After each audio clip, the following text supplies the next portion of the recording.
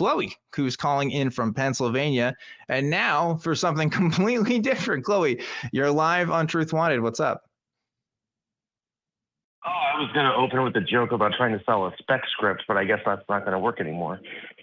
Oh, man, no, please. No, look, send stuff to Tom. Please don't send me your ideas and be like, give me your thoughts on these things. Like, it's just, I'm sorry. Maybe I'm sounding annoyed by it, but it is something that happens to me a lot where people just like, here's my unsolicited thing. Please watch these things I make. And it's just like, I don't know, man. If I get to it, I get to it. But yeah, don't do that to other YouTubers without their consent, because other people have to deal with that too. But anyway, send it to me. I like emails. But Tom will do it. Tom will do it for you for sure. Anyway, Chloe, what's going on?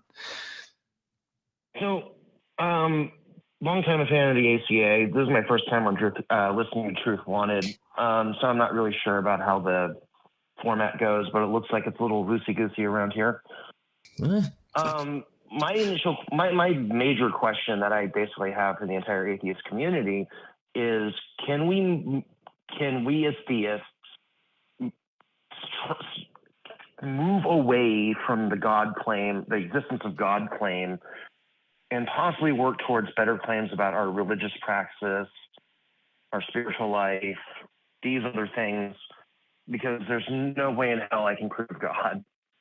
Like, he's elusive. That's his decision. However, what I have to do now is justify the fact that I look silly every time I go to do ritual. And yeah, I was just wondering, can I talk about that, or do I have to prove God first? Oh, well, first of all, you say we're loosey-goosey here. It's not loosey-goosey. We're chill. All right. It's a very big difference. We have standards, damn it. Mm-hmm. So anyway, Chloe, I'm just kidding with you. But look, listen, you're asking me, what can theists do, or can theists do something? I'm an atheist. Most of the people here are atheists. I mean, why you should be asking other theists that, right? I can certainly give you my take, which is, yeah, just kind of drop it. I don't think you need theism necessarily. I understand there's practices and rituals that are helpful to people, and I don't necessarily think that people should distance themselves from that. But yeah, unfortunately, beliefs can beget bad things sometimes, and some of that is tied into unprovable ideas like God. If you have, for example, an idea that, hey, everything I know to be moral is either dictated or because of God in some way, then I have to go through with that. I think that can be bad for people's life, bad for people's well-being, and bad for other people around them too, depending on the beliefs. So I still think it's important to talk about whether God exists or not because of that. But I mean, if you're just interested in a theism where, again, people have personal practices that help them in their personal life, I mean, you're going to find that most of us aren't as opposed to that. But if it's going to come with a caveat that, hey, we need to leave theists alone now, like, oh, we can't talk about the other thing now because we're interested in it, then I would disagree, because the God belief it specifically is very much tied to a lot of other beliefs, in kind of a more complex web of beliefs. Certainly not the only thing, but definitely important. But that's my take. Tom, what do you think? I don't know. Go back to you, Chloe. Can you dial that in a little bit more for us about your specific ask, and we'll see what we can do.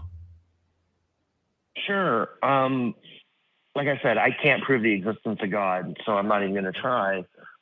But the question of, is this practice reasonable? Is it rational? Is it something that's within normal human parameters of human behavior?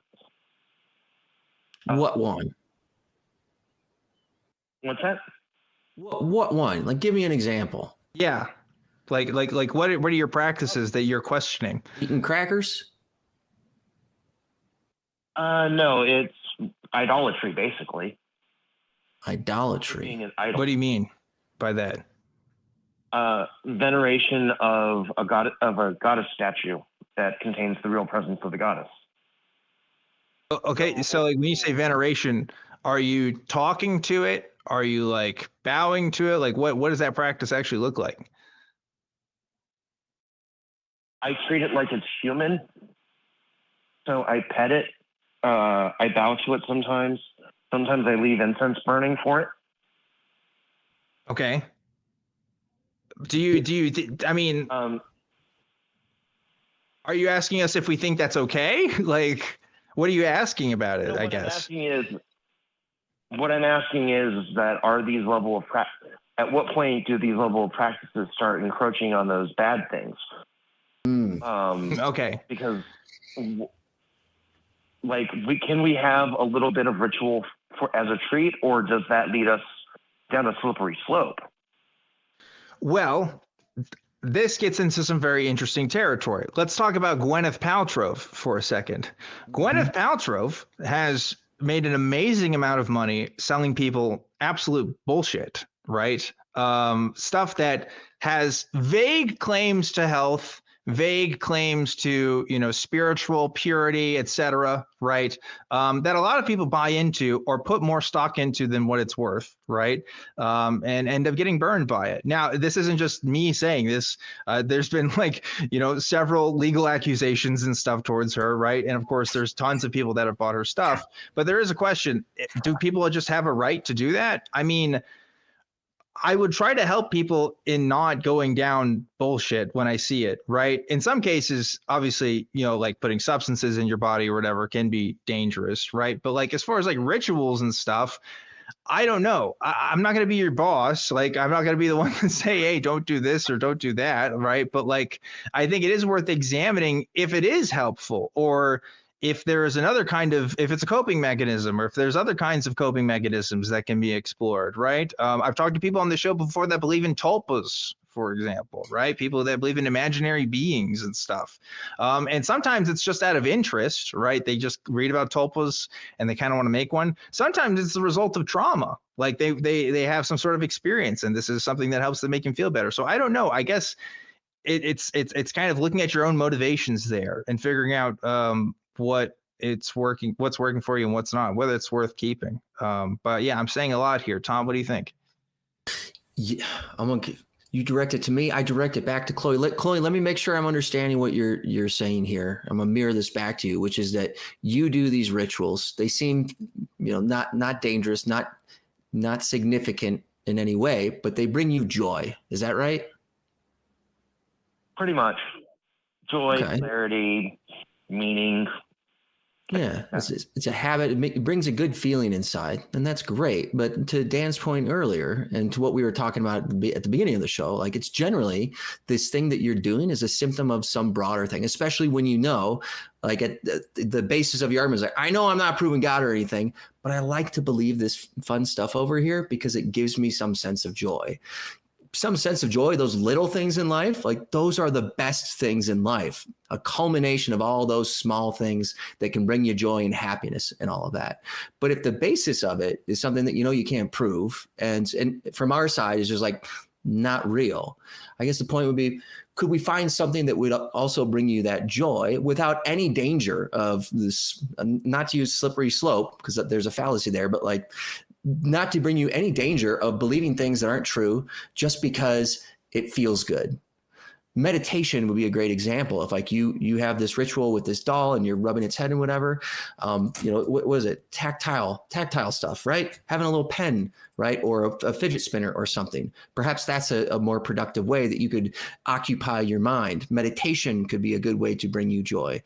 These are things that there's no other bad consequences that would come from them that you could replace those things with. And then we're not talking about, well, where's the line between these things? Because you've cut it off right from the source. You don't need to do those things. Does that help or make sense as far as where I'm coming from? Yeah, it does. It's a little stricter than I was expecting. I'm not saying this is the dogma of atheism and you have to do that. I'm saying, just to Dan's point, like reflect on this. Where is this really coming from? Is this what my dad used to do? Right? Did I start doing this when I was in college and I feel real stressed about shit? And it gives me luck to rub the top of the doll and whatnot. Like think about those things and just write them down. Does all of this make sense together to continue doing it? And if, at the end of the day, rubbing a doll's head brings you joy, like knock your socks off, but you don't need those underlying beliefs to rub a doll's head. I'll tell you that. Oh, the problem is that I can't make a substantive argument against that without making the God claim, and that's one of the things that I'm like, freaked out. Isn't that a red flag for you? It is honestly, but it's one of those things where it's like, the thing I don't understand and that I've been questioning and I've been trying to understand is, why do we do this? Why do we do this silly religion thing that we do? And because I was an atheist, and I still carry a lot of atheism with me into my practice. Because like the question of, because I'm Norse pagan, if your gods aren't real, what do you do? Well, they're still inspiring to me. And that's just the truth. And that's what I'm left with is, what do I do with this? How do I use this inspiration in a way that isn't going to affect my life negatively and also builds community for others? It's a good question. Daniel? Well, there you go. Calling me Daniel again, Tom. What the heck? You're lucky you're funny. So here's the deal. This whole idea is the reason why Atheist Community of Austin is a thing, right? Because people post-belief still have a desire for institutions, right? Still have a desire for communities, still have a desire for finding and fulfilling life purposes. And just because you may find that you've dismantled some beliefs you may have previously had, i.e., God is real, God not, wherever you're at in your journey, it sounds like you have a mix of both. There's still a thing that needs to be done to the human spirit, which is kind of living this life, right? And getting meaning out of something that maybe nothing, in my opinion, is nothing. But if that's not how you see it, that's fine. The reason why, again, we talk about these God claims, it's exactly why you seem to be struggling with this, Chloe, is because, that seems to be at the heart of it a lot of times. If the Christian God didn't exist, which I previously thought he did, my life turned out to be different. The things I would do would be different. I wanted to work in Christian nonprofits. That was like my career trajectory when I was a teenager. Now I'm helping out with an atheist nonprofit, which is hilarious, but also like, wow, I could have been strictly bound to a religion that made me feel guilt, to a religion that made me do things I didn't want to do and work for people I didn't want to work with, because a God said so. So that's like a big deal. That really affects human behavior. If the level of like stakes here is just, I have personal practices and it doesn't make sense if these gods aren't real, well, like Tom said, maybe you can find other practices to replace that, or just keep doing it if it's honestly not harming anybody. I still think having personal rituals and stuff is a good idea, but I mean, you can definitely still be inspired by things and still, fulfill things through that inspiration. All kinds of avenues for that. Writing, researching, right? I mean, I don't know. There's things you can do here. You just got to get creative with it, I've got a great writing opportunity for you. That's right. If you want to practice. But only for females. Oh, I don't want to do it journaling. Apparently. Oh, sorry. But there's more to it. It's just, I don't think we're going to come to a fruitful, not really a fruitful conclusion. I don't think that there really is a fruitful follow-up at this point. Because I think at this point, what I was looking for in the conversation wasn't necessarily, it was just to judge generally whether or not I've lost grip on reality and whether or not I've lost sight of what's actually important. They say, like, if you're thinking about that, then you're still here. You're still here with us and whatnot. Yeah. Sounds like you got a lot of deep thoughts to do on that as well, which is nice, right? Having thoughts and thinking more about it, those are good things generally. Yeah. I mean, having a religious belief is absolutely normal to the human experience. So the fact that you have religious practices is not abnormal psychological behavior. in and of itself, right? I'm not a psychologist, but I'm pretty sure most psychologists would agree with that. There's no definitions under the American Psychological Association that talks about religious belief specifically on its own being a form of mental illness, right? So it's not like you're having a break from reality because you do things that maybe don't make a lot of sense. People do things every day that don't make a lot of sense because people just don't make a lot of sense sometimes. So if you're worried about your own self there, I'm not a doctor. I can't diagnose you, but based on this phone call, you sound fine to me. But it does sound like you're thinking about why you're doing what you're doing. So I would definitely encourage that because that's a pretty healthy thing. Oh, no. It's just, I didn't mean to make it sound like a mental health thing.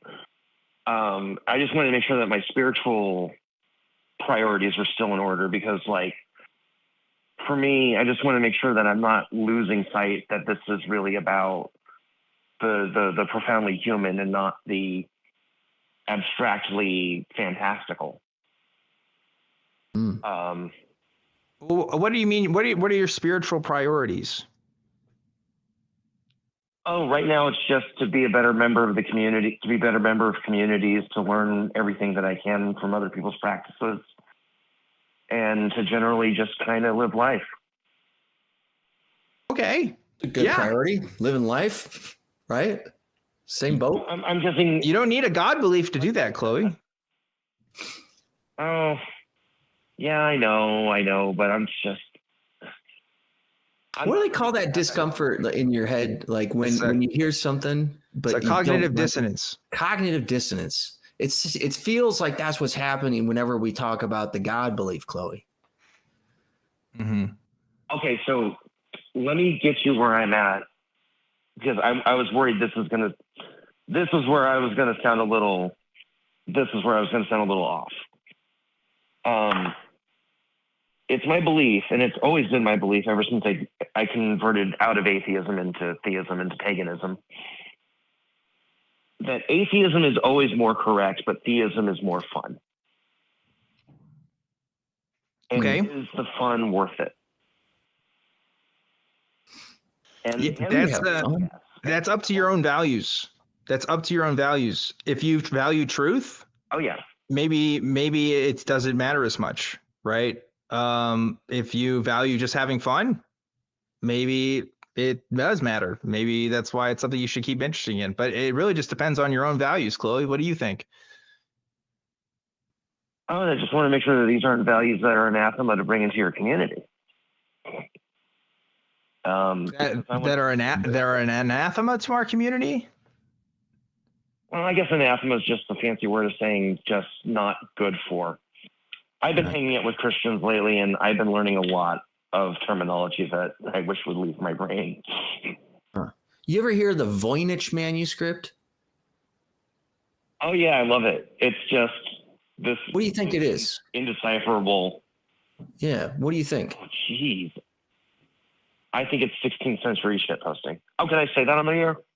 Yeah, you can. Yeah, I was saying a bunch of shit earlier. Oh, okay. Yeah. Perfect.